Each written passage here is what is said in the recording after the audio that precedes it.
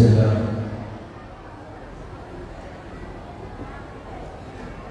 Assalamualaikum warahmatullahi wabarakatuh.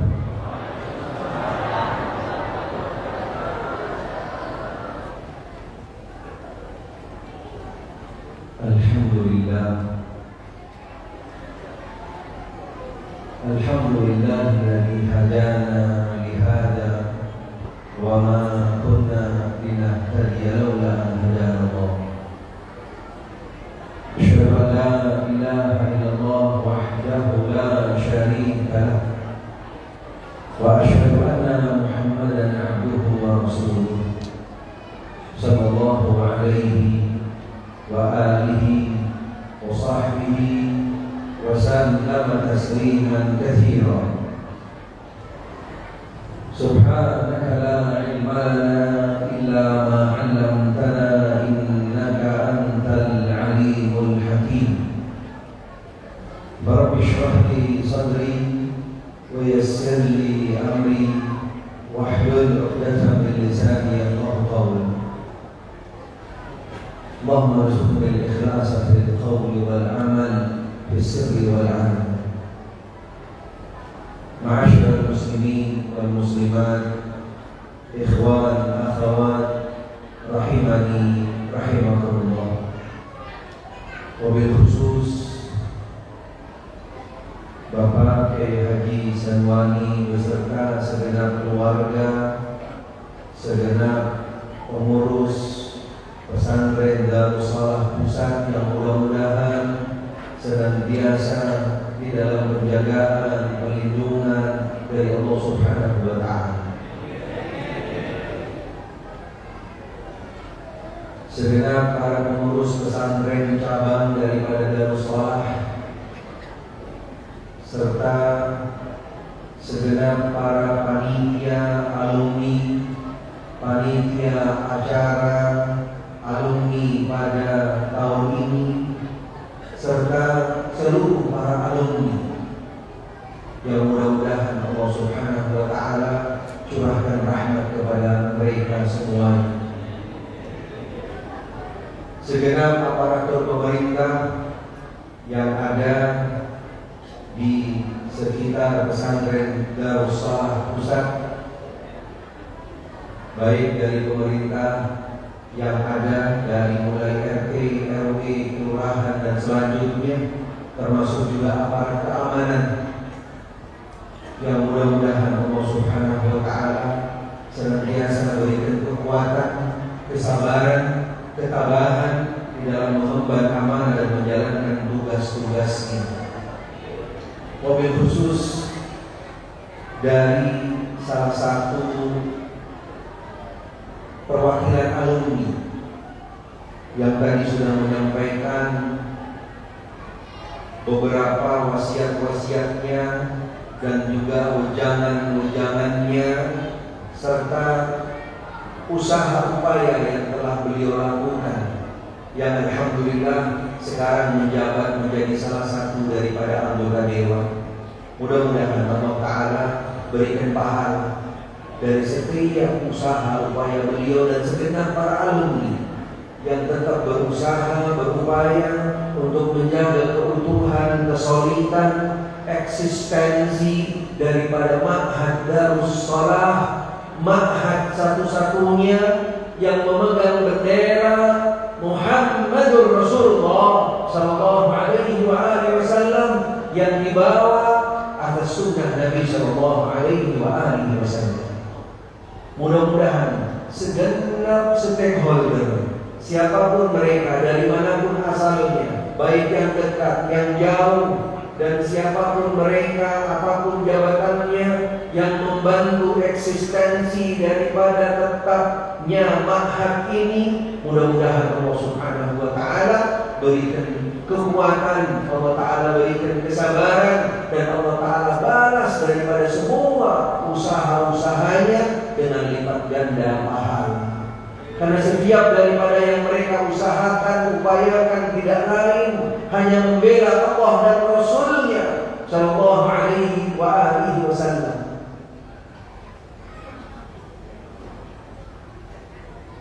Maaf kalau nanti kami pakai bahasa Madura, nek sekone. Banyak lupa rambut mereka. Sudah lama di Betawi, udah lupa bahasa Madura. Bisanya bahasanya Betawi sekarang, bisa sedikit-sedikit Madura. Tandretan sederhana yang mudah-mudahan diberi hidayah, taufik dan juga kesabaran oleh Allah Subhanahu wa taala berjalan di atas sunnah Nabi sallallahu alaihi wasallam. Saya kerjanya alhamdulillah, masyaallah. Senang kau terus terang dengar bahasa Madura lagi. Subhanallah, biasanya setiap kajian dengarnya bahasa Jakarta, bahasa Jawa, bahasa yang lain. Subhanallah, baru kali ini dengar lagi bahasa Madura. Alhamdulillah, bahasa ibu, bahasa yang tak mungkin dilupakan. Subhanallah, kemana saja, kapan saja, di mana saja kami berada, kami selalu juga menyampaikan bahwasanya asli saya, bahasa saya, walaupun mukanya hidungnya mancung, bahasanya Madura. Subhanallah. Alhamdulillah, bersyukurillah. Karena tidak mungkin dilupakan karena itu bahasa ibu, bahasa ibu. Tapi kalau ditanya panjang-panjang bingung lagi. Alhamdulillah, mudah-mudahan Allah Subhanahu wa taala kumpulkan kita di tempat ini, di majelis ini, semuanya di dalam naungan rahmat, sakinah, ghasyiatumur rahmah, ketenangan, ketentraman yang datang daripada Allah Subhanahu wa taala.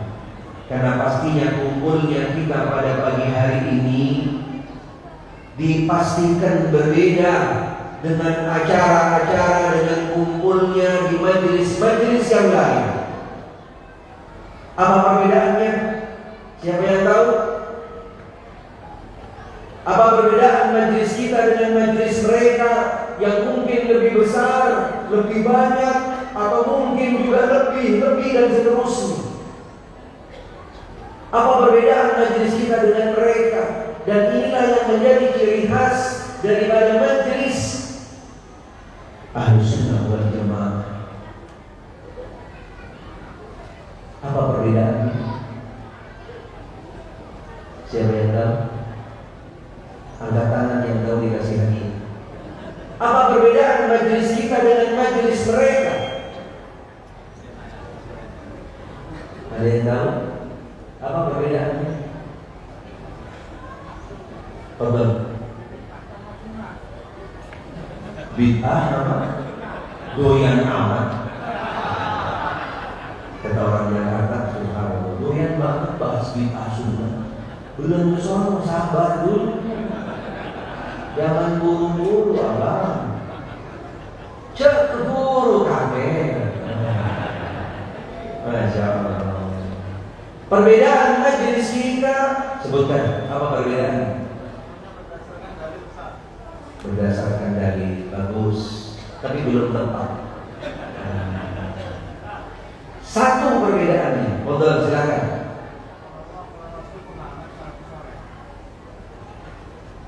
Itu mah itemnya surat, kok surat itu.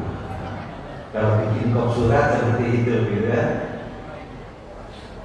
Berdasarkan Al-Quran dan Sunnah pemahaman salafus saleh. Itu mutu yang ada di kok surat biasanya. Ini penting. Ikhwan, akhwat, muslimin, muslimat, rahimani rahimakumullah. Apa kau minta maaf dulu? Seorang mencicak. Apa bedanya sebenarnya antara majelis kita dengan majelisnya mereka? Ini penting dan ini harus benar-benar menjadi pokok prinsip yang harus kita ketahui bersama. Karena ini sekaligus yang akan memberikan nilai perbedaan yang sangat prinsip antara majelis mereka dengan majelis kita sekaligus majelis kita adalah majelis yang benar-benar satu-satunya memiliki nilai yang berbeda. Majelis kita adalah majelis ilmu. Majelis apa? Majelis ilmu. Bukan majelis yang isinya di dalamnya nyanyian. Benar nggak? Walaupun mohon maaf, mereka mengatakan nyanyinya kan pakai bahasa Arab, tapi ujung-ujungnya juga sama isinya nyanyi. Subhanallah. Tapi kalau majelis kita majelis ilmu, dan majelis ilmu tidak akan keluar kecuali hanya sumbernya satu, wahyu yang datang dari Allah Subhanahu wa taala. Qala Allah, qala Rasul sallallahu alaihi wasallam. Inilah majelis kita. Dan inilah majelis Ahlus Sunnah wal Jamaah. Dan ini satu-satunya majelis yang dihadiri oleh malaikat-malaikat Allah Subhanahu wa taala. Tidak ada majelis apapun di atas muka bumi yang dihadiri malaikat-malaikat Allah kecuali majelis ini. Yakin? Ada yang ngejeling dari malaikat sebelahnya. Ada yang melihat sebelahnya malaikat, yang melihat angkat tangan.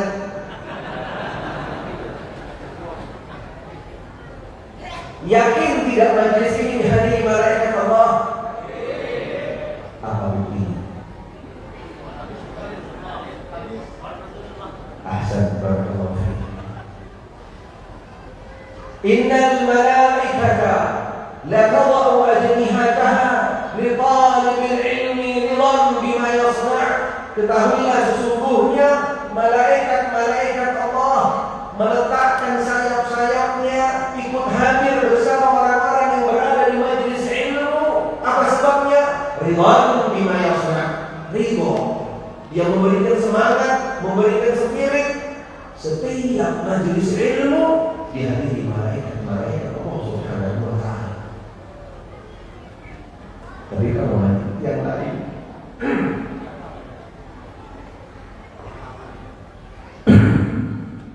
kering nih betul.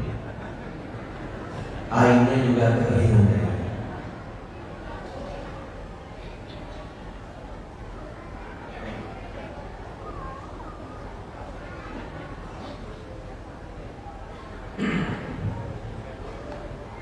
Majelis ilmu adalah menjadi ciri khas, menjadi pokok prinsip perbedaan kita dengan majelis-majelis yang lain. Karena majelis ilmu dihadiri malaikat-malaikat Allah, dan di majelis ilmu di sana sumbernya adalah wahyu yang datang dari Allah Subhanahu wa taala dan Rasulnya sallallahu alaihi wasallam.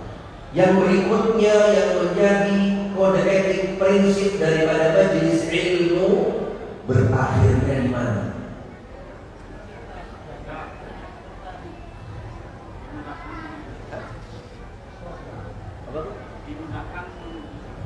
Ahsan, barakallahu fiik.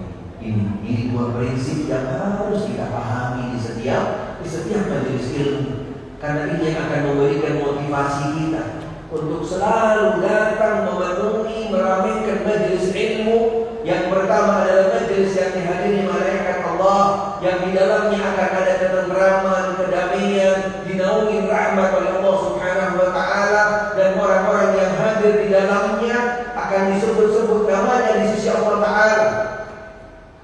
Subhanallah.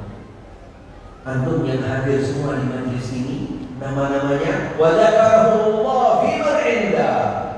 Nama-nama antum semua viral di langit. Masya Allah. Pengennya viral di medsos apa di langit? Apa artinya medsos? Berapa teritorialnya? Berapa batasannya medsos? Dengan viral di langit. Subhanallah. Wa dzakarahumullah fi man 'inda. Disebutkan, disebarkan, disiarkan, diviralkan di langit. Penduduk-penduduk langit mendapatkan informasi orang-orang yang hadir di majelis ilmu, disebut-sebut namanya. Kemudian yang terakhir, ending daripada orang-orang yang berada di majelis ilmu. Majelis ilmu jangan lupa, bukan majelis-majelis yang lain, majelis yang jelas-jelas di dalamnya dibacakan qala Allah, qala Rasul, yang menjelaskan tentang tafsir Quran, yang menjelaskan tentang hadis-hadis Nabi sallallahu alaihi wasallam, majlis tersebut akan berakhir bagi orang-orang yang berada di dalamnya, akan dibukakan pintu-pintu kemudahan, jalan menuju ke dalam surga Allah Subhanahu wa taala. Man salaka tariqan yaltamisu fihi ilman, sahalallahu lahu tariqan ila. Ada yang tidak mau masuk surga? Angkat tangan yang tidak mau masuk surga. Tidak mungkin. Karena target setiap hamba Allah, panitia diingetin nanti jamnya. Kalau nggak bisa sampai asar, siap. Kalau kami bisa kosor jamak, bisa sampai asar, bisa jamak kosor. Tapi kalau panjenengan harus nanti bisa berhenti dulu, break sholat zuhur, kemudian dilanjutkan kembali. Siap? Ustaz Syafiq gak suruh doa aja.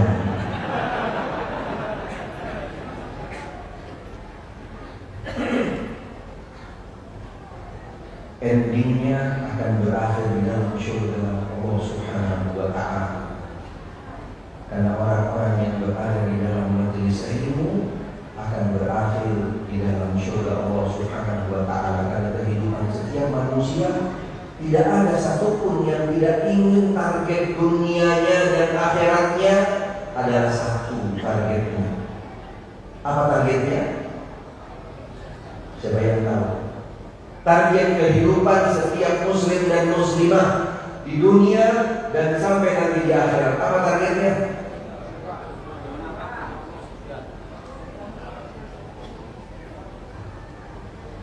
Saburan namanya apa? Ada yang bisa jawab?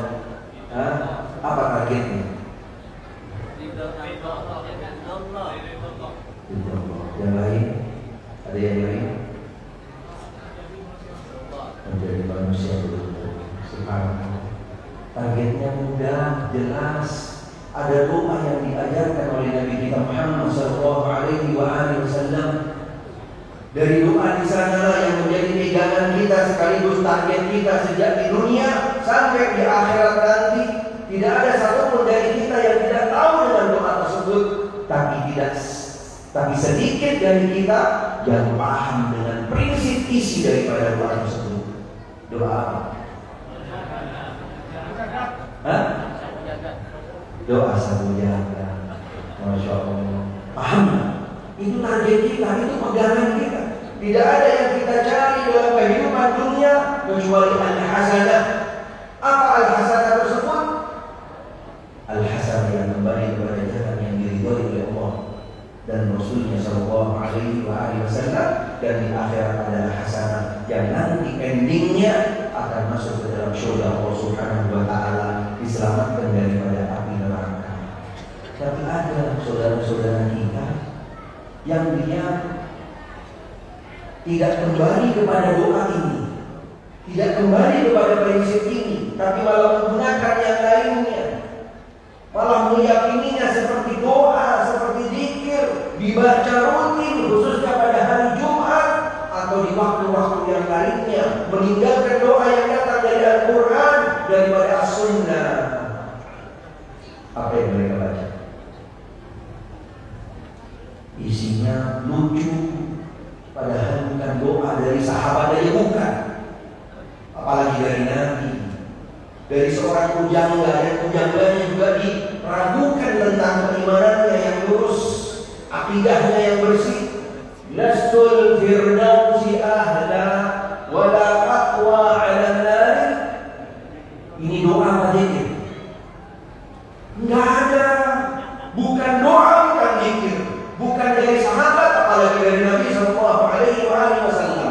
Seorang pujangga zindiq yang akidahnya enggak lurus, tidak benar, yang harus jauh-jauh ditinggalkan, bahkan dibuang, diganti dengan doa yang datang dari Al-Quranul Karim yang rutin dibaca oleh Nabi kita Muhammad sallallahu alaihi wasallam. Rabbana atina fid dunya hasanah wa fil akhirati hasanah wa qina adzabannar.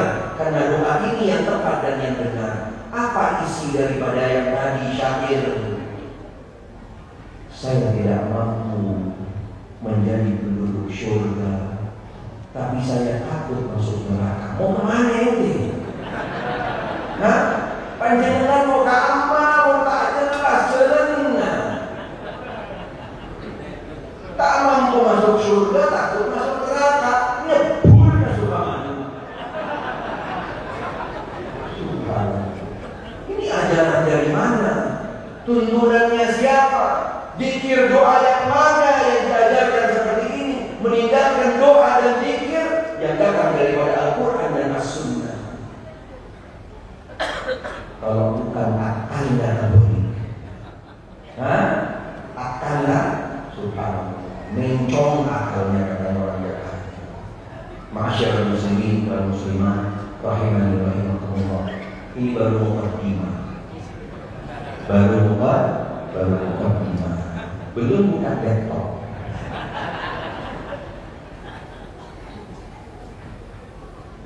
Ikhwan akhwani fiddin rahimani rahimakumullah. Ma'asyiral muslimin wal muslimat rahimani rahimakumullah. Pak Kiai Serwani hafizahullah, beliau dari panitia menghubungi kami berkaitan dengan reuni sekaligus yaitu dengan bulan Muharram, berkenaan dengan bulan Muharram. Ada yang tahu apa itu bulan Muharram? Siapa yang tahu tentang bulan Muharram? Nah, tahun baru berarti bikin perayaan. Keliling bagi obor enggak? Fadhal.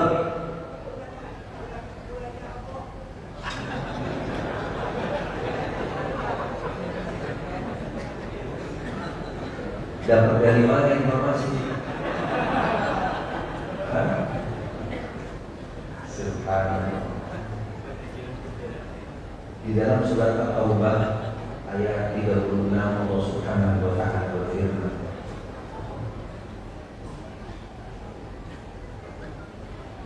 Inna iddatash syuhuri 'inda Allah 12 syahran fi kitabillah yawma khalaqas samawati wal ardh minha arba'atun hurum dzalika ad-dinul qayyim fala tadhlimu fihinna anfusakum. Allah Subhanahu wa taala menentukan di dalam satu tahun ada 12 bulan. Ada 12. Ketentuan tersebut sudah Allah tentukan sejak menciptakan langit dan bumi. Kapan langit dan bumi diciptakan? Siapa yang tahu? Ada yang mencatat? Ada yang mendengar kabarnya? Mana yang lebih utama, nurnya Muhammad atau Al-Qalam?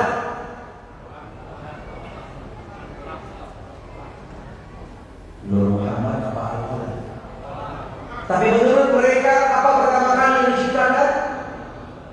Innalillahi wa inna ilaihi raji'un. Kenapa harus mengada-ngada sesuatu yang tidak ada? Kenapa harus menyampaikan sesuatu yang tidak keluar dari lisannya Muhammad sallallahu alaihi wa alihi wasallam? Kenapa menyampaikan sesuatu yang berkaitan dengan makhluk dan seisinya yang tidak pernah datang daripada sumber wahyu? Ini menjadi sesuatu yang sangat mudah dan sangat tersebar di masyarakat. Menyampaikan, menyandarkan segala sesuatu yang bukan qala Allah, bukan qala Rasul, bahkan mengutamakan di atas daripada qala Allah dan qala Rasulullah sallallahu alaihi wasallam. Salah satunya hadis tentang bahwasanya Allah Taala sebelum menciptakan al-aflaq, bahwasanya yang pertama diciptakan adalah Nur Muhammad, bohong. Hadis palsu, tidak benar. Karena Allah Subhanahu wa taala yang menciptakan yang pertama adalah al-qalam. Allah menciptakan yang pertama al-qalam, kemudian uktub maqadir as-samawati wal ardh. Allah memerintahkan kepada al-qalam untuk mencatat, menulis, menentukan daripada takdir seluruh makhluk sebabnya sejak yang diciptakan setelah Al-Qalam, termasuk di dalamnya penciptaan daripada Nabi kita Muhammad sallallahu alaihi wasallam. Kalau mendengar nama Nabi Muhammad sallallahu alaihi wasallam, baca apa? Salawat, jangan lupa. Walaupun tidak perlu diteriaki, sallallahu alaihi Nabi. Tidak ada. Ini cara-cara yang tidak benar, ungkapan yang tidak beradab kepada Rasulullah sallallahu alaihi wasallam. Karena kalimat Muhammad tidak harus diteriakkan, subhanallah, harus didengar dan harus sampai kepada mereka dan harus diajarkan mereka beradab kepada Rasul sallallahu alaihi wasallam untuk bersalawat kepada beliau. Tidak perlu meneriakkan namanya Muhammad sallallahu alaihi wasallam. Sallallahu alaihi. Inna lillahi wa inna ilaihi raji'un.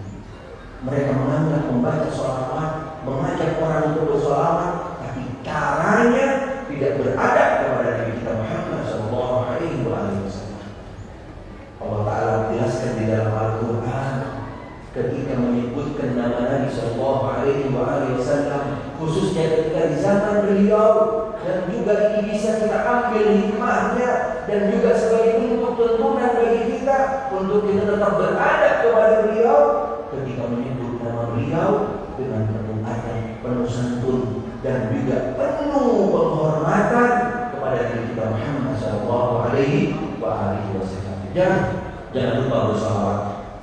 Karena orang-orang yang tidak bersalawat ketika disebut nama Nabi Muhammad sallallahu alaihi wasallam itu adalah orang yang bakhil. Al-bakhil man dzukirtu 'inda wa lam yusalli alaihi. Kita lanjutkan.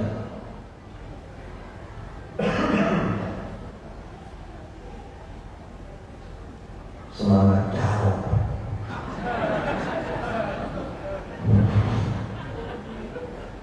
Tapi kita belanya bukan bela manusia, bukan bela orang, bukan bela pesantren, bukan bela apa-apa, tapi yang kita bela Allah dan Rasulnya. Ada yang bisa menghalangi? Ada yang siap menghadapinya?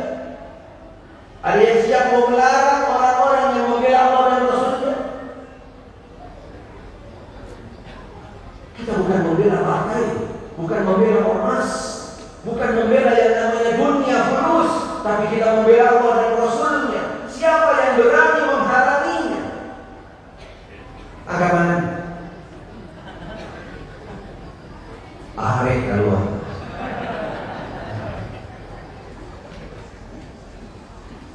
Karena kita tidak ada tujuan apapun, target apapun, bukan cari jabatan, bukan cari nama, bukan cari ini, bukan lillah wa fillah.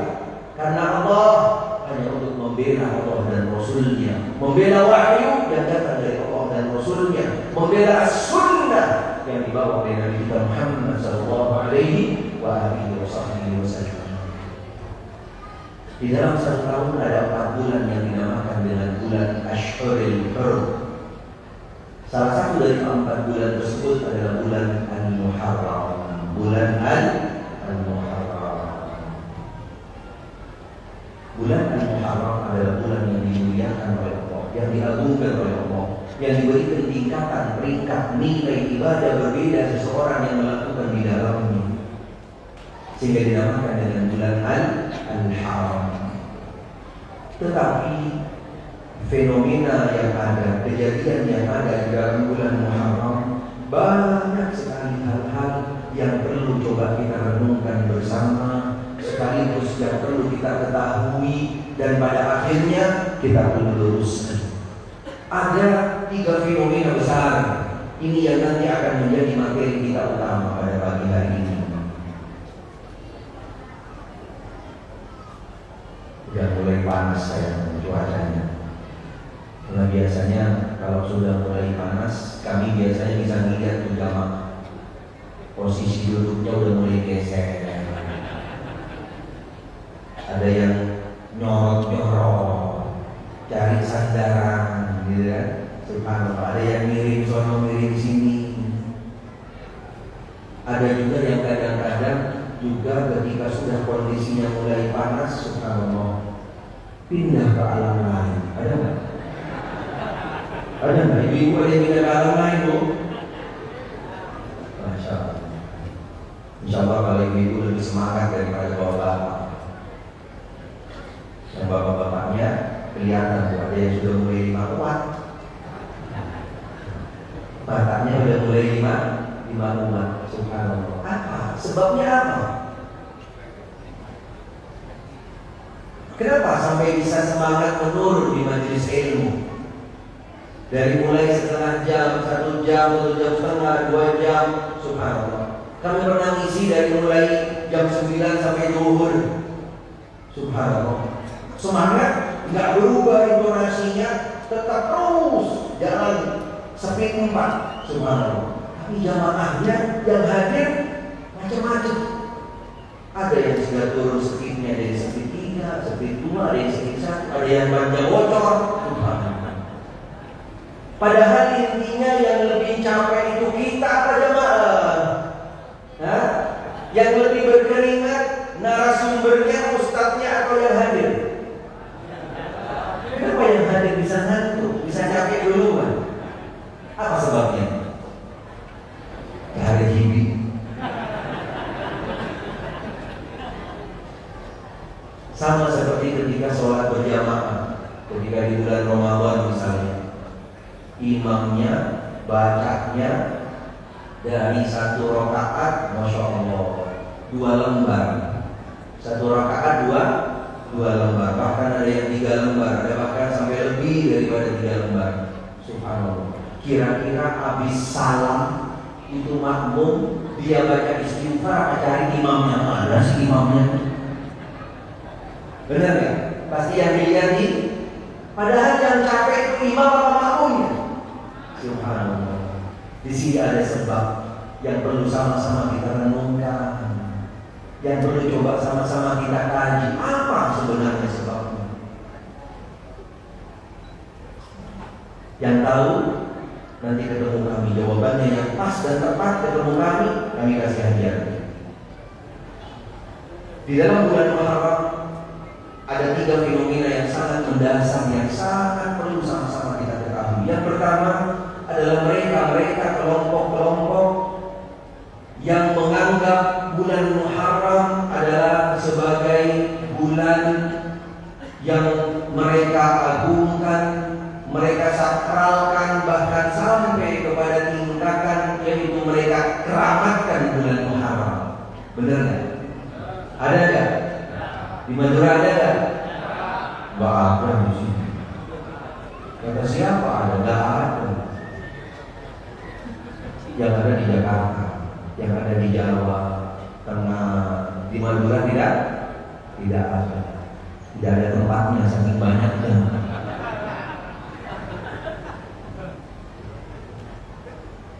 Mereka beranggapan bulan Muharram bulan yang berlebih-lebihan menurut mereka, sehingga mereka menganggap bulan Muharram harus dengan melakukan yang namanya perayaan tertentu, pakai dengan keliling, bawa obor, masuk tahun ajaran, masuk bulan tahun baru. Ada yang pakai obor, ada yang pakai lampu, ada yang pakai ini, ada yang pakai spanduk, ada yang keliling pakai baca-baca sholawat dan seterusnya. Subhanallah. Padahal mereka sehari-harinya tidak pernah baca sholawat. Subhanallah. Ketika datang bulan Muharram, mereka mengakhiri daripada bulan Dzulhijjah dengan doa, ditutup doa akhir tahun, masuk bulan Muharram membaca doa awal tahun. Ada nggak di sini? Saboran oke? Saboran. Sunnah harus terus terang, agama harus terus terang. Mau pahit, mau manis, mau itu yang namanya berat, mau itu harus nanti ada tantangannya, ada rintangannya, mau dilemparin batu, itulah konsekuensi al-haq. Karena tidak mungkin seseorang yang membawa kebenaran akan berjalan mulus sama seperti berjalan di atas tol, tidak mungkin. Karena imam kita, karena cermin kita, toladan kita, ketika membawa tauhid, membawa kebenaran, khususnya ketika berdakwah ke Taif. Subhanallah, apa yang beliau dapat daripada orang-orang Taif? Disambut apa disambit? Itulah yang namanya al-haq. Itulah yang namanya dakwah tauhid. Itulah dakwah sunnah. Harus siap untuk mendapatkan yang namanya tantangan dan rintangan. Tapi ketika kita sabar, ketika kita tabah, ketika kita tepat di dalam membawanya, ketika kita benar di dalam mengemasnya, ketika kita mengedepankan yang namanya akhlakul karimah, ketika kita mengedepankan yang namanya dengan sosialisasi masyarakat, menolong, membantu, subhanallah, mereka akan terbuka benar-benar. Ini baru ajaran yang benar.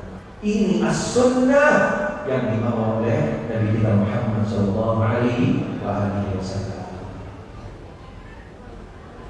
Masuk tahun baru, mereka takut bikin acara karena di bulan Muharram katanya adalah bulan yang panas, nggak mau bikin yang namanya pernikahan, bikin acara ini, acara itu, karena bulan Muharram bisa berikan dampak. Subhanallah, padahal tidak benar. Di bulan Muharram mereka juga beberapa ajaran tentang yang namanya tuntunan-tuntunan tertentu, ajaran-ajaran tertentu.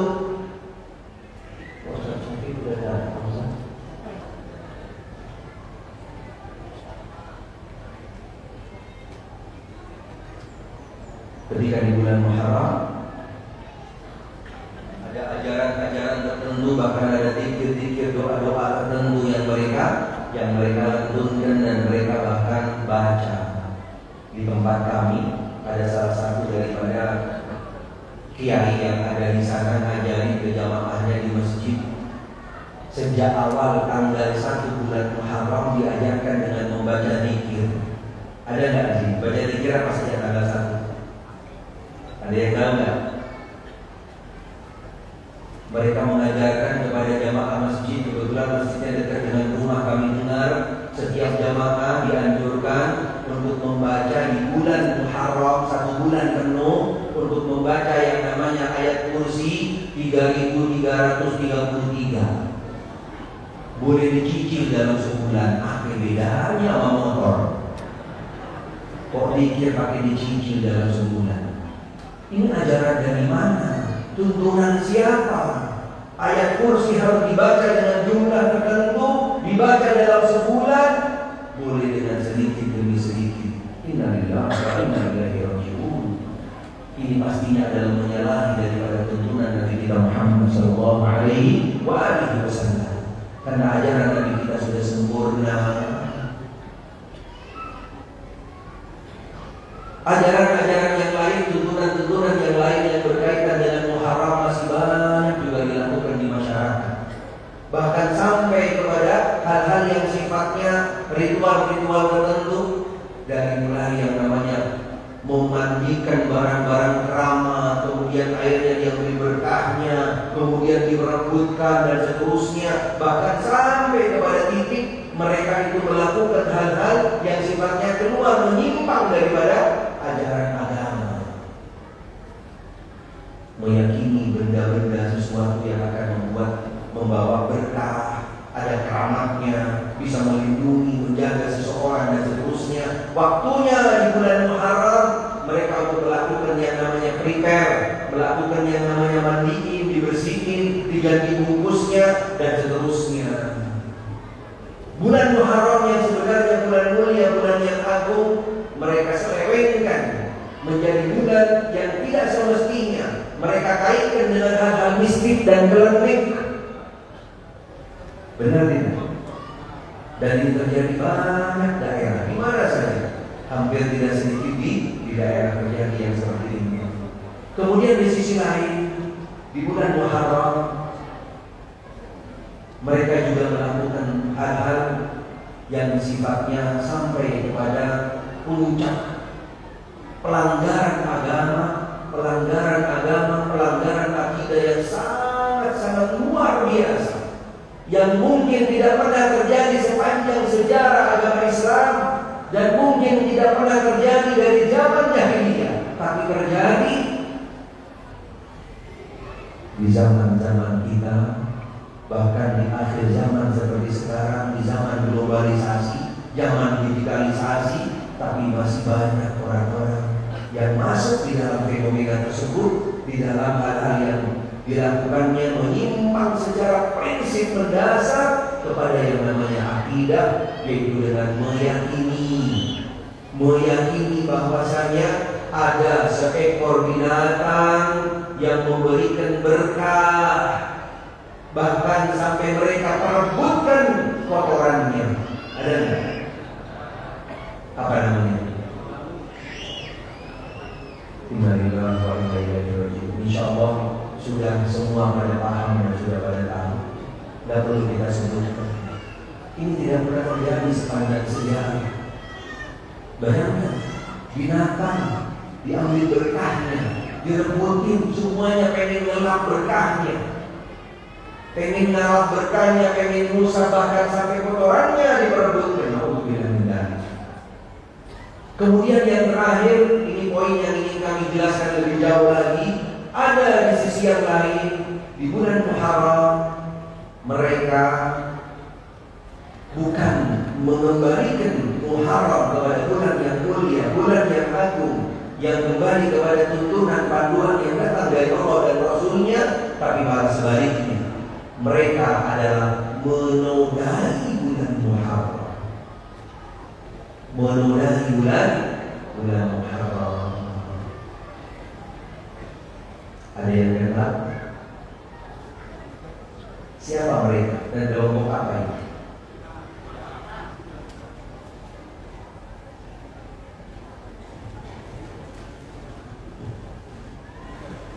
Oh, besar.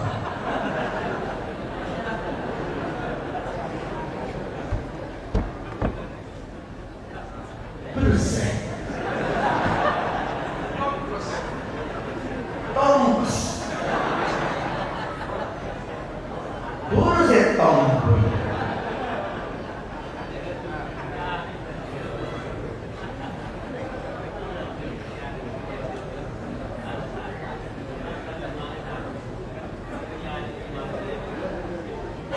Baru 1 jam juga, gimana 2 jam bisa bapak habis tadi.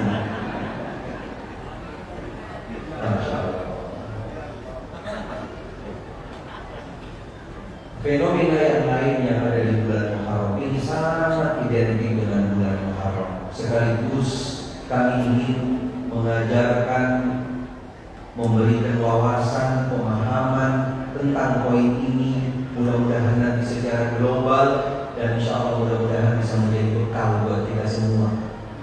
Karena ini penting. Tidak sedikit dari saudara-saudara kita yang terbawa, tidak sedikit dari saudara-saudara kita yang terhipnotis, yang simpatik, tertarik melihat visi misi mereka, cara-cara mereka yang nampaknya sepertinya dengan penuh kesantunan, dengan penuh cara yang baik, dengan kelembutan, tapi di balik daripada itu semua ada racun dan juga yang mematikan. Perlu hati-hati, hati-hati, jangan sembarangan. Jangan cuma dilihat orangnya, pakaiannya, asal usulnya, mukanya, tapi harus dilihat apa yang dibawa dan yang diajarkan. Apakah benar-benar qala Allah, qala Rasulullah SAW. Walaupun mereka mengatasnamakan, yaitu mohon maaf, keluarga Nabi Muhammad SAW.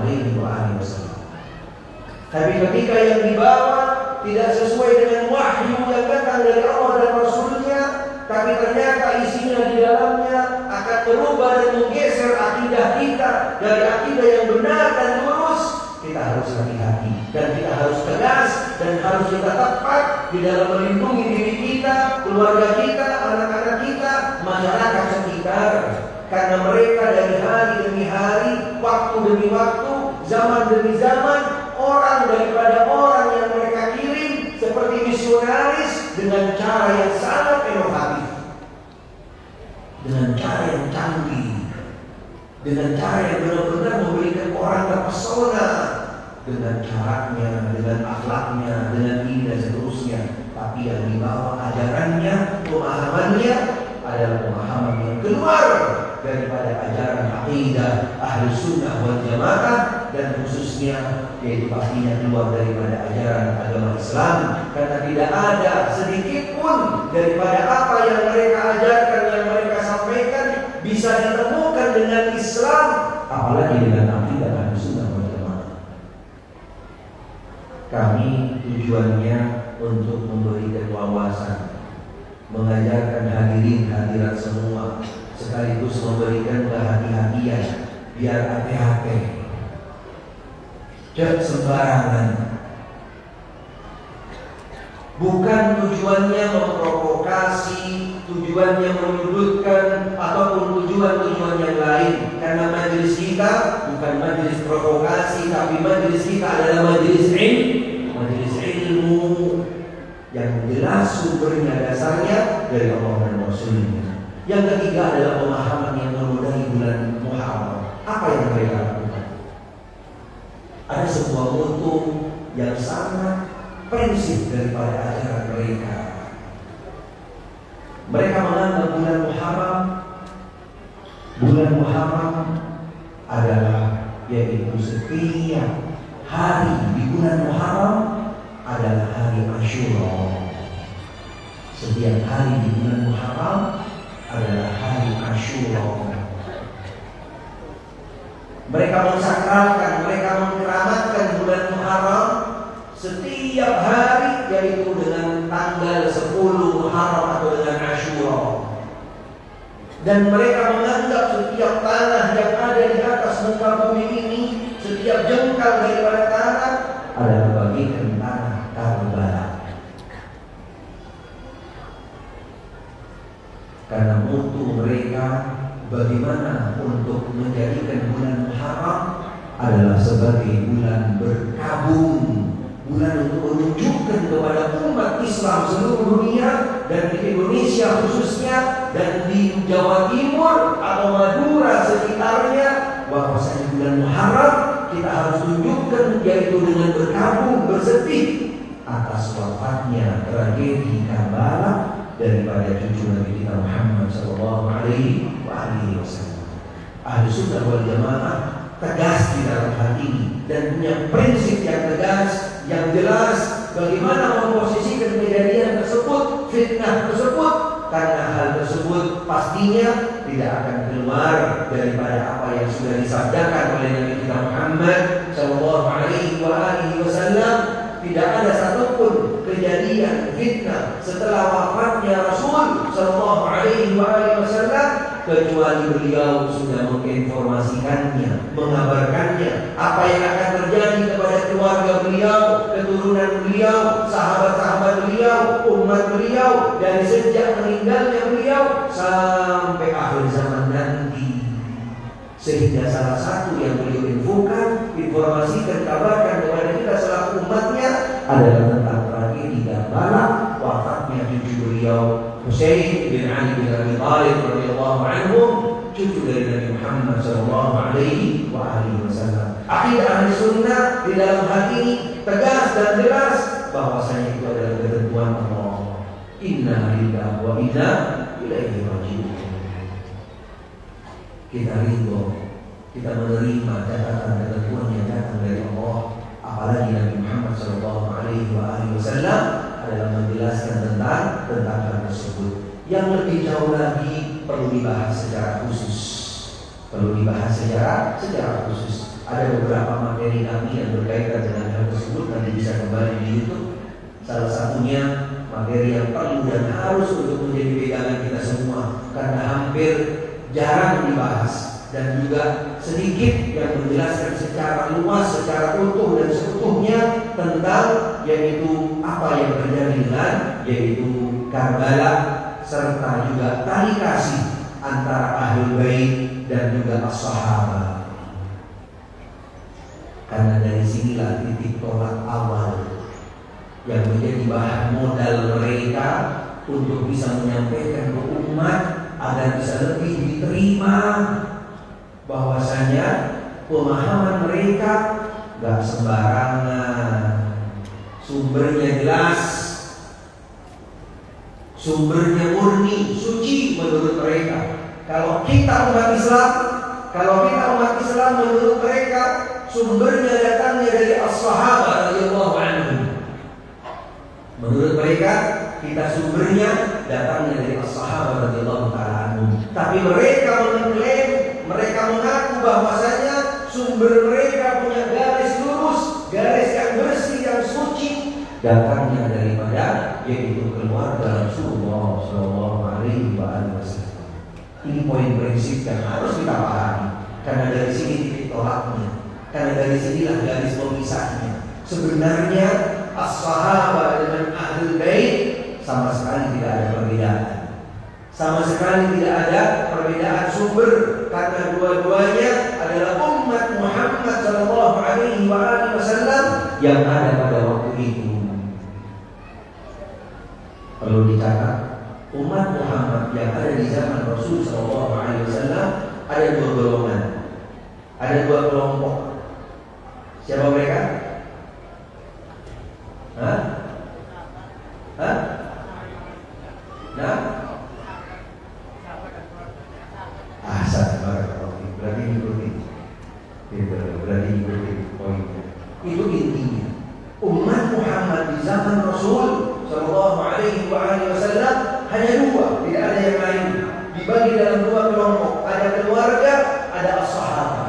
Pertanyaannya, mungkinkah Nabi Sallallahu Alaihi Wasallam mengajarkan agama Islam, menyampaikan dakwah kepada umat yang ada pada waktu itu, dibedakan antara as-sahabah dengan ahlul bait?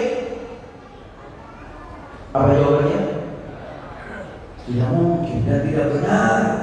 Dan ini adalah pokok prinsip yang utama yang harus kita yakini, bahwasanya ajarannya ahlul bait dan as-sahabah adalah satu, sumbernya dari mana?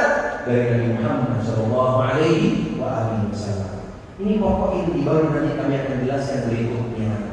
Kita pahami, kita harus jelas, sehingga ketika mereka mengatasnamakan ahlul bait, lalu mereka meyakini bahwasanya ajarannya adalah lebih murni, lebih tepat, berbeda dengan yang datang dari as-sahabah, berarti yang salah siapa?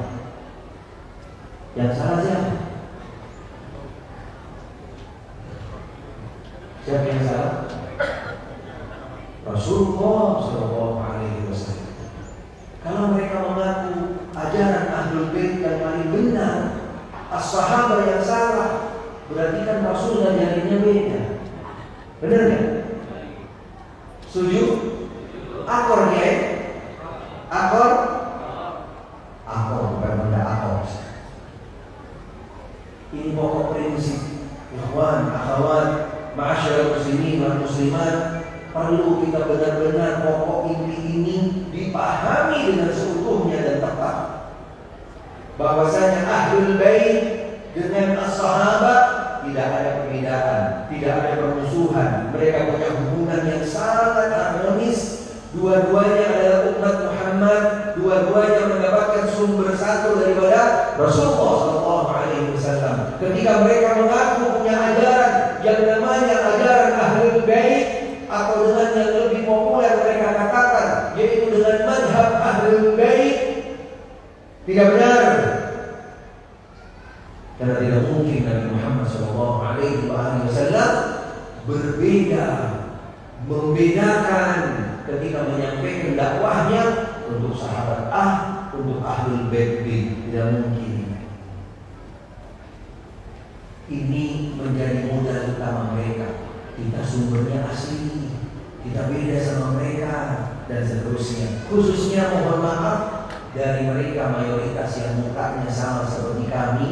Ketika dibawakan hal-hal yang seperti ini, gampang tertarik, gampang terbawa, karena ada rasa emosional, ada emosional yang ada yang keluar daripada yaitu batin mereka, untuk bisa lebih terbawa oleh cara-cara dan juga yaitu slogan-slogan yang mereka sampaikan.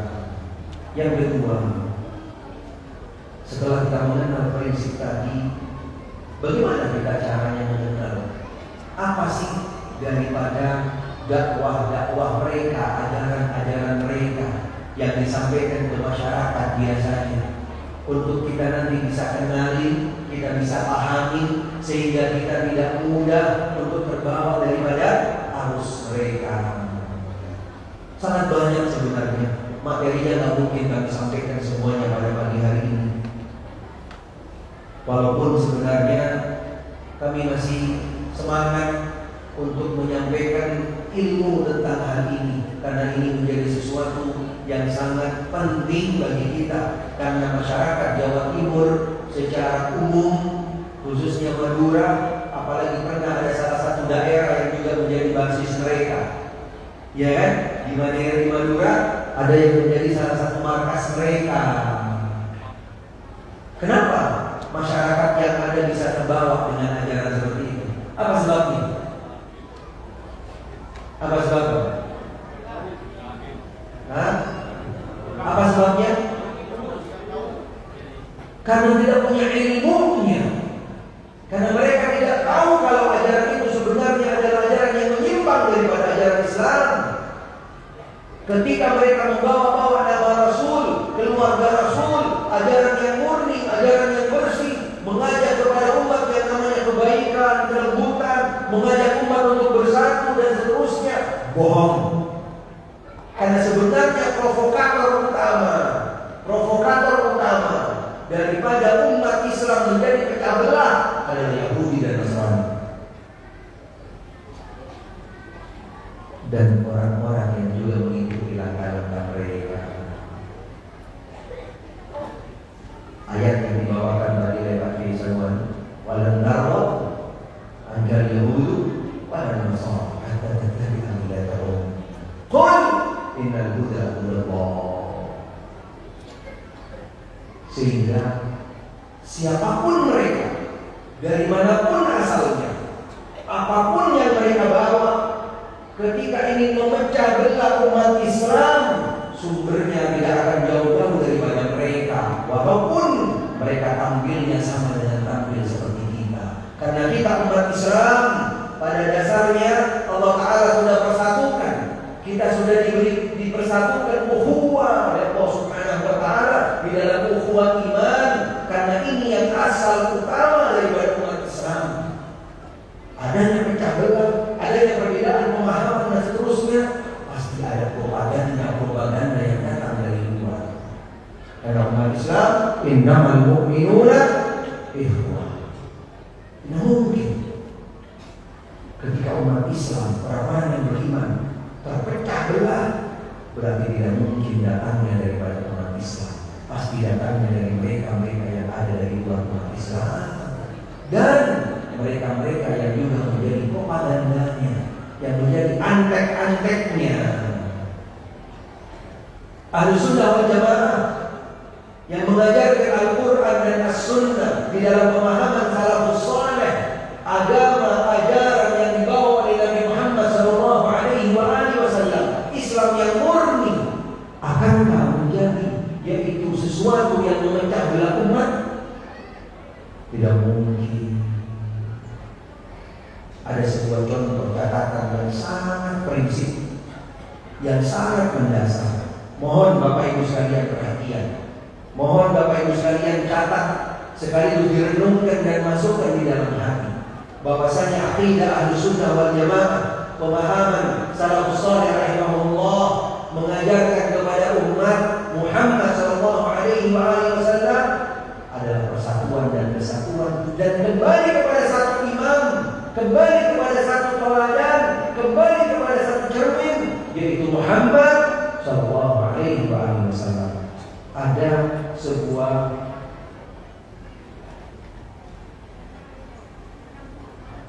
ritual ibadah yang rutin dilakukan di masyarakat. Silahkan diuji. Kami di Jakarta hampir tidak sedikit dari masjid-masjid yang ada di Jakarta, kami juga sudah coba catat. Mohon nanti Bapak Ibu sekalian, ikhwan, akhwat, para kiai dan juga yang lainnya, untuk coba nanti diamati. Yang akan kami sampaikan ini kira-kira di Madura juga sama apa tidak? atau secara umum di Jawa Timur. Nabi Shallallahu Alaihi Wasallam bersabda, "Sallu kama ra'aitumuni usalli." Apa perintah Nabi? Perintah Nabi di sini, sholatlah kamu sekalian sebagaimana aku sholat. Yakin? Hadisnya sahih. Dan hadis ini kedudukannya sama dengan wahyu, perintah Allah. Kita sholat mengikuti sholatnya Nabi Muhammad SAW. Dan ini sifatnya adalah ibadah, satu-satunya ibadah yang khusus, yang mulia daripada ibadah-ibadah yang lain. Walaupun ada hadis yang lain juga menjelaskan, yaitu harus mengikuti Nabi secara umum, apapun bentuk ibadahnya. Kita contoh kembali kepada sholat. Sholatlah kamu sekalian sebagaimana aku sholat. Berarti di dalam setiap sifat sholat yang kita lakukan adalah mengikuti sifat sholatnya Nabi Muhammad SAW. Dari mulai berdiri menghadap kiblat, takbiratul ihram, kemudian sampai salam, dan setelah salam mengikuti sholatnya Nabi Muhammad SAW.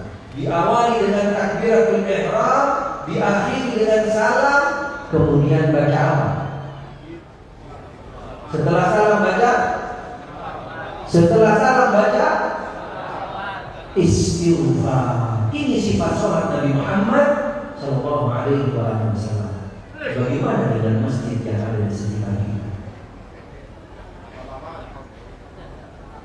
Coba didengarkan, diperhatikan, diikuti. Bagaimana masjid yang ada di sekitar kita? Ini perintah Nabi Sallallahu Alaihi Wasallam.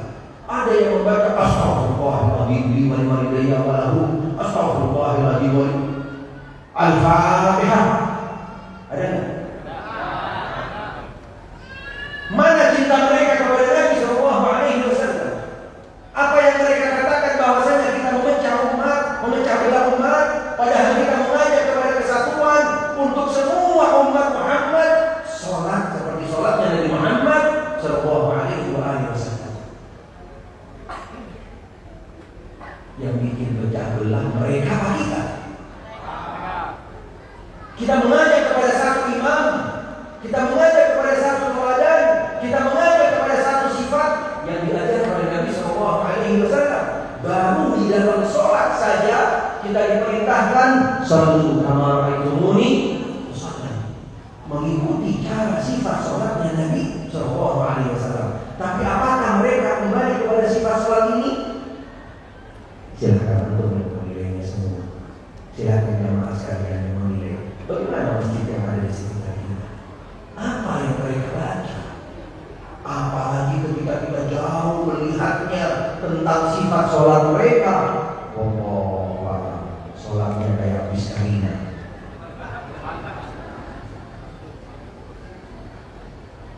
Sadaqallah wa sadaqa Rasul sallallahu alaihi wasallam. Sehingga itu poin yang prinsip yang kami ingin sampaikan tentang sumbernya, yang mereka nyatakan sumbernya adalah sumber daripada keluarga Rasul Ahlul Bait. Itu pastinya dipertanyakan, karena sumber yang benar adalah sumbernya di Rasulullah SAW. Tidak ada bedanya antara sahabat dengan Ahlul Bait. Yang kedua tadi, walaupun caranya mereka bagus, baik, lembut dan seterusnya, tapi yang harus kita lihat bukan orangnya, tapi apa yang dibawa. Karena ajaran-ajaran mereka, karena pemahaman-pemahaman mereka, khususnya di bulan Muharram yang mereka punya momentum khusus untuk bagaimana yaitu menarik daya tarik umat agar mudah dibawa, dipengaruhi untuk bisa kembali kepada mengikuti daripada ajaran pemahaman mereka. Ketika di bulan Muharram mereka khususnya dari sejak tanggal 1 bahkan selama 40 hari mereka mengekspresikan dirinya yaitu dengan berkabung, dengan bersedih selama 40 hari. Subhanallah. Dari mulai mereka mempersiapkan segala sesuatunya dengan cara berkabung yang berbeda-beda relatif satu dengan yang lainnya, daerah ini dan yang seterusnya berbeda-beda. Bahkan sampai mereka memiliki yang namanya ritual-ritual khusus, doa-doa khusus, dan mohon maaf yang terakhir, mohon maaf nanti kalau kena koin ini mohon maaf. Dan mereka juga menggunakan warna khusus untuk mengekspresikan daripada kesedihan mereka. Warna apa? Mereka menggunakan baju hitam selama 40 hari di bulan Muharram. Hati-hati, ahli sunnah tidak ngajarin suruh pakai baju hitam. Sampai baju hitam lihat ya.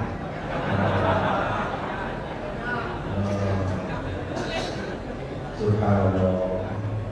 Karena pada dasarnya baju hitam itu pakaiannya ibu-ibu. Bapak-bapak, baju hitam itu pakaiannya pakaiannya ibu-ibu, dan juga identik dengan mereka. Termasuk juga di dalam acara-acara kematian orang-orang Yahudi dan Nasrani, mereka menggunakan baju hitam. Ahli sunnah harus meninggalkan warna hitam. Ahli sunnah harus lebih suka kepada warna putih dan juga warna yang selain hitam, dan juga jangan warna-warna yang akan berdampak hal-hal yang sifatnya kurang pas dan kurang sesuai. Apalagi seperti di negara kita juga ada beberapa bendera-bendera yang ada warna-warnanya. Subhanallah. Kembali kepada warna yang disukai oleh Nabi Sallallahu Alaihi Wasallam. Warna putih atau warna-warna yang sejuk. Lihat kayak kamu.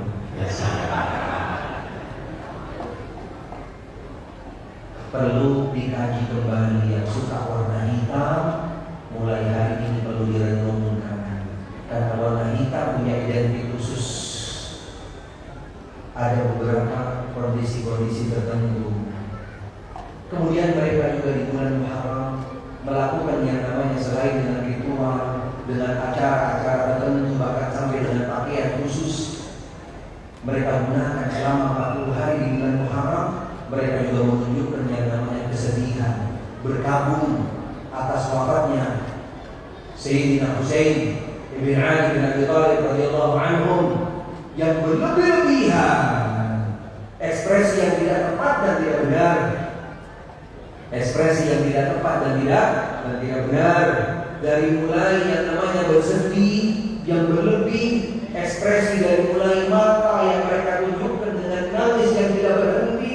Kemudian mereka memukul-mukul wajah-wajah mereka, merobek-robek baju mereka, kemudian menarik-narik rambut mereka sampai kepada puncaknya. Mereka melakukan yang namanya melukai diri mereka. Ini dilakukan oleh mereka dari mulai mukul-mukul dada. Ada nggak? Ada nggak di Madura? Banyak. Subhanallah. Kita perlu waspada, perlu hati-hati. Nabi Sallallahu Alaihi Wasallam meninggalnya juga karena bekas akhir hayatnya, yaitu karena bekas racun yang diracun oleh orang Yahudi. Beliau juga secara tidak langsung dibunuh.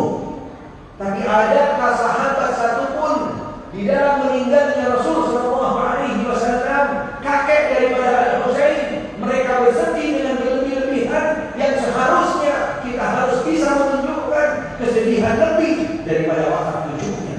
Tapi sahabat radhiyallahu ta'ala anhum tidak pernah mengajarkan kepada kita dengan kesedihan yang berlebih-lebih. Akankah seorang cucu diutamakan, diafdalkan daripada kakeknya seorang Nabi dan Rasul? Tidak perlu kesedihan wafatnya dipertanyakan. Pastinya ini adalah sebuah jawaban. Ini ajaran dari mana ini? Siapa yang bawa? Siapa yang mengajarkan? Sehingga kita harus tepat dan benar di dalam mengambil yang namanya sumber. Ajaran mereka yang lain yang perlu juga kita ketahui sama-sama, selain punya karakteristik berbeda. Mohon maaf, dengan rasa hormat dan juga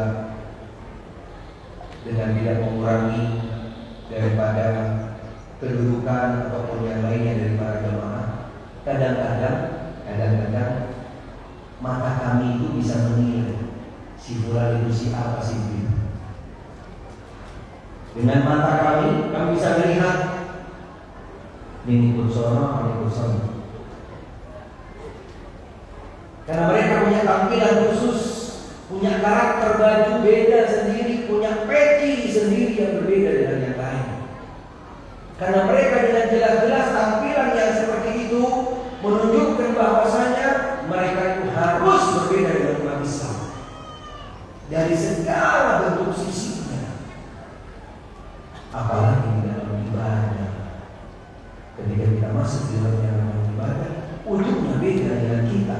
Kalau kita melihat seseorang yang sedang berwudu di masjid di mana saja, tidak membasuh kakinya, disiram pakai air, itu dari golongan mereka. Karena mereka cuma diusap di atas telapak kakinya, diusap atasnya saja, dan tidak mungkin dibasahi dengan air. Kalau mereka masuk masjid, mereka akan siap dengan bekal-bekal sesuatu untuk mereka melakukan yang namanya sholat. Selain cara sholatnya berbeda dengan umat Islam, bukan dengan ahli sunnah saja, dengan umat Islam berbeda sholatnya. Karena mereka punya cara sendiri sholatnya. Selain mereka juga banyak jumlah rakaatnya, mereka tidak suka berjamaah, dan mereka tidak punya yang namanya waktu 5 sholat, tidak ada, atau 5 waktu, tidak ada. Karena mereka punya waktu sholat cuma 3.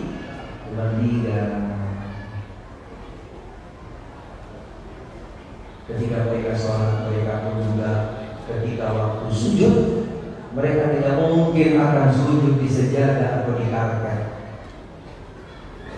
Pasti mereka akan menyediakan yang namanya batu khusus yang dijadikan tempat sujud buat mereka, atau minimal mereka akan beralaskan yang namanya kertas. Dan biasanya mereka mungkin tidak akan datang ke masjid-masjid kita. Tapi kalau misalnya datang masuk di masjid-masjid kita, biasanya sebagian dari mereka, dan ini sudah menjadi modifikasi yang baru, perkembangan yang baru dari mereka untuk tidak menunjukkan daripada keaslian mereka. Karena mereka punya benteng tameng yang sangat kuat untuk menjaga, melindungi daripada apa yang mereka yakini, khususnya kepada umat Islam dan ahli sunnah yang lebih khusus, yaitu dengan yang namanya pemahaman taqiyah. Kalau udah paham, waktunya udah habis. Ini tisunya belum habis. Baik, kami singkatkan secara global tentang ajaran-ajaran mereka. Kami sebenarnya tidak ingin menyebutkan secara spesifik, tapi kami ingin menyebutkan kriterianya saja, nanti jamaah yang bisa untuk menilai dan memahaminya sebagai bentuk kehati-hatian buat kita, agar kita bisa lebih waspada, lebih hati-hati. Karena cara-cara mereka di dalam menyampaikan ajarannya, pastinya adalah yaitu dengan cara-cara yang bisa mendapatkan simpati, pasti dengan cara yang lembut.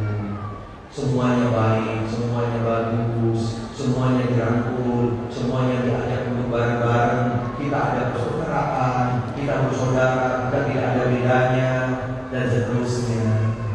Itu yang menjadi daripada ajaran-ajaran pemahaman mereka. Sekali lagi yang terakhir, mudah-mudahan nanti bisa dilanjutkan ke depannya, khususnya di dalam materi ini dan juga dalam materi yang lain, baik yang berkaitan tadi dengan pemahaman yang perlu kita pahami yang ada di medan dakwah di permukaan.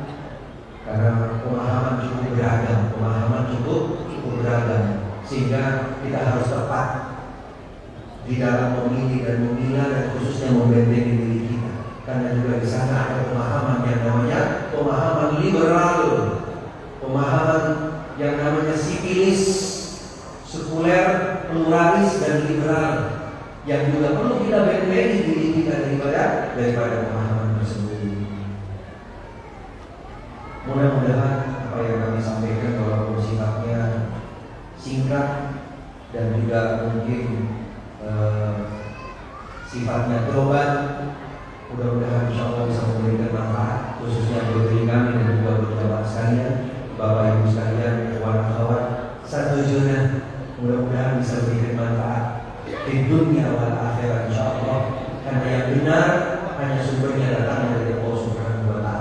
yang salah daripada diri kami. Dan seperti yang kami sampaikan tadi, tujuannya kita belajar, bukan untuk memprovokasi, bukan juga untuk menyudutkan, menyalahkan dan seterusnya. Kami memberikan yaitu poin-poin umum tentang pemahaman yang berbeda dengan pemahaman akidah Islamiyah, khususnya berbeda dengan akidah ahli sunnah wal jamaah. Akhirnya kami sampaikan wa'alaikum dan itu dengan alhamdulillah, mudah-mudahan majelis pada siang hari ini insyaallah masih berlanjut. Ada satu terang lagi, ada satu materi lagi insyaallah yang disampaikan oleh Ustaz Syafiq Reza Hafizahullah, dan mudah-mudahan insyaallah nanti bisa jamaah lebih serius lagi mendengarkannya, karena pastinya beliau lebih panjang terbangnya, gitu kan? Apalagi bintangnya beda sama kami baru bintang 1, beliau bintang 2. Wassalamualaikum warahmatullahi wabarakatuh. Waalaikumsalam warahmatullahi wabarakatuh. Terima kasih dihaturkan kepada Yang Mulia Ustaz Silman Dokter atas pencerahannya. Mudah-mudahan ada barokah dan manfaatnya. Amin amin ya rabbal alamin. Dihimbau ke segenap jemaah